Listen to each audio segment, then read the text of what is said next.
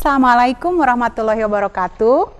Good afternoon my beloved students. See you again with me, Atin Kartina, one of your English teacher at Garut. In these times, I'm going to accompany you to study about one of functional text, label. Coba perhatikan anakku sekalian. Kalian sering kan lihat kemasan produk makanan ini? Yang ada di pikiran kalian kan, bagaimana sih rasanya? Manis, pedas, atau asam, gitu kan? Atau crunchy, atau apa? Nah, itu yang kita pikirkan sebelumnya.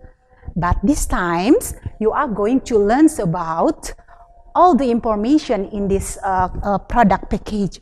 Kalian akan tahu berbagai informasi dalam produk kemasan produk makanan ini.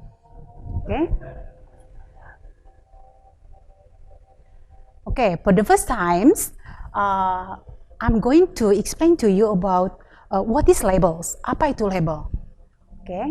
Label is the information contained in the outer packaging of the product or goods. Jadi label ini adalah informasi yang tertera pada produk makanan, ya, atau bisa juga produk minuman, atau bisa juga obat. Ya, and then, what is the purpose of label product? Apa tujuan daripada label dalam suatu produk?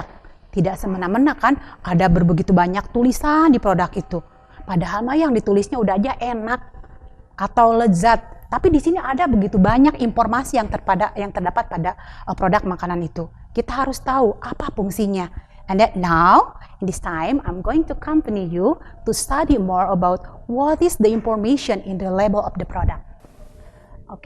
The first function is to give detailed informations about the product. Memberikan informasi yang detail mengenai produk itu. Jadi kita tahu makanan yang kita makan itu apa aja sih kandungannya, kegunaannya untuk apa saja, gitu kan? And then the second, to choose healthy and safe product.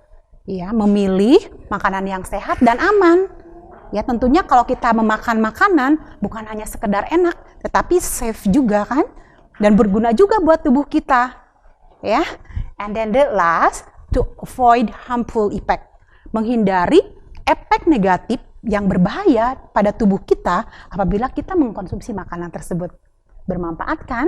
Ya, jadi sekarang kita tahu kalau kita mau makan makanan, apalagi makanan kemasan ya, mau minuman atau obat, kita pelajari dulu apa sih yang terkandung di dalamnya, apakah ini bagus atau tidak buat kesehatan.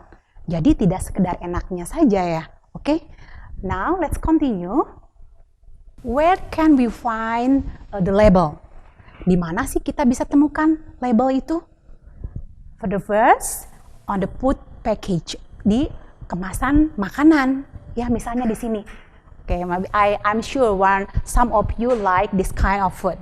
Ibu yakin kalian itu suka banget jenis makanan ini ya. Nah, on food package. And the second, on the drink package, di kemasan minuman. Di kemasan minuman juga kita akan tahu apa saja sih kandungannya. Berguna tidak buat tubuh kita.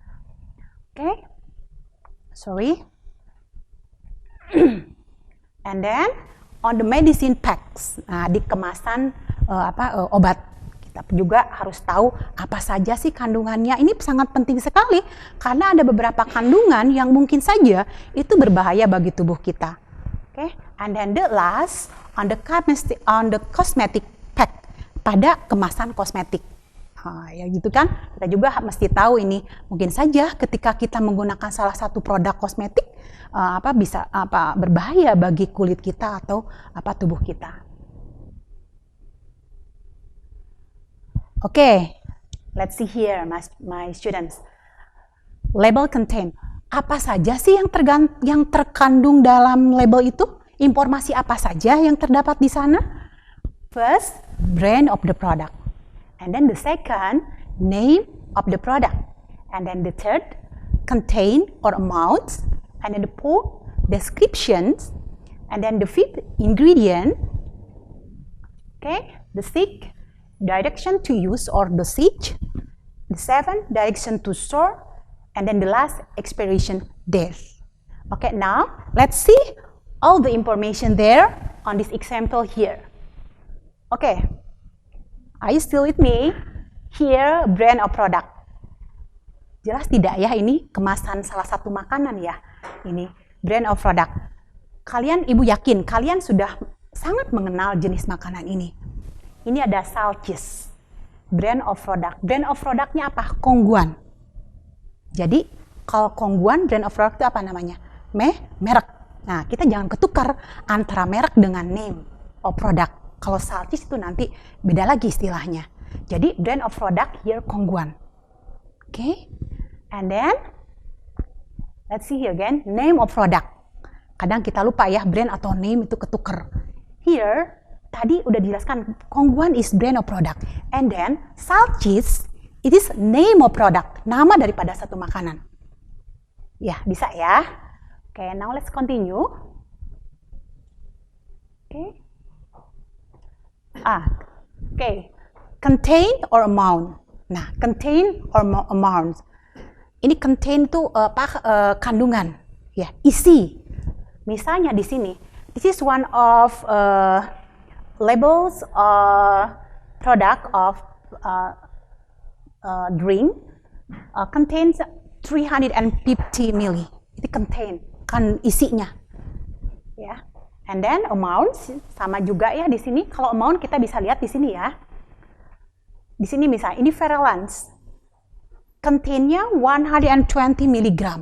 And then amount 100 capsules, 100 kapsul. Okay, can you difference between the word contain and amount? Bisa membedakan antara contain dengan amount. Beda kan? Contain itu isi tapi cenderung ke cairan. Okay, and then amounts itu jumlah. Ya, 100 capsule is amount. Okay, now let's continue. Description. Okay. Description itu artinya apa? Penjelasan. Okay. In some product, sometimes there is a detailed descriptions, but sometimes there is no detailed description. But in this product, it state detailed description. Di produk ini ada jelas deskripsinya apa. Ini nama mereknya, name produknya Pop Chip. And then deskripsinya sea, salt, and vinegar potato. Ini deskripsinya, penjelasannya. Apa sih produk itu? Ini mungkin penjelasannya kalau di bahasa Indonesia kan keripik kentang yang rasa apa asin ya? Asin. Oke, nah ini penjelasannya, description-nya. Oke, and then nutrition facts. Nutrition fact atau kandungan gizinya. Nah, ini yang harus kita pahami betul bahwa kalau kita makan apapun tidak hanya memikirkan tentang rasa, tetapi nutrisinya yang berguna bagi tubuh kita harus kita pikirkan. So right now, after you have known from me about these materials, kalian pikirkan kalau makanan itu ini berguna apa sih buat tubuh kita? Ya, kalian analisa di sini ada nutrition fact-nya. Apa aja sih Bu yang termasuk nutrition fact itu?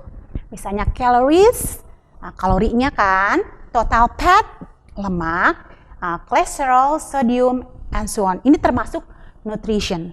Kalian bisa konsultasi dengan guru IPA nanti. Ibu, Bapak, yang termasuk nutrisi di makanan itu apa aja? Ya, seperti itu. Oke, understand? Oke. Ya, kita perhatikan di sini ingredient. Ingredient itu kandungan. Kandungan maksudnya apa, Bu? Artinya bahan-bahan apa saja yang terdapat pada makanan itu. That is ingredient. Oke? Now, let's see again. Nah, direction to use, petunjuk penggunaan. You can see the yellow arrow here. Kalian bisa lihat ya, panah kuning ini. Nah, ini direction to use. Shake well. Nah, artinya kocok ya. Nah, ini petunjuk penggunaan salah satunya. Tapi ada juga informasi yang lain, misalnya direction to store, petunjuk penyimpanan. Misalnya di sini keep in a cool and dry place. Tempatkan, simpan di tempat yang dingin dan kering. This is one examples of for direction to store. Salah satu contoh untuk petunjuk penyimpanan. Oke? Now let's continue. Oke, direction to use or dosage. Nah, dosage itu dosis kan. Kalau mungkin kalian ya pernah dengar dari dokter, ini dosisnya segini Bu. Kalau kalian sakit kan, ini dosisnya segini Bu. Nah, itu penting sekali kita memperhatikan. Biasanya dosis itu ada pada kemasan obat.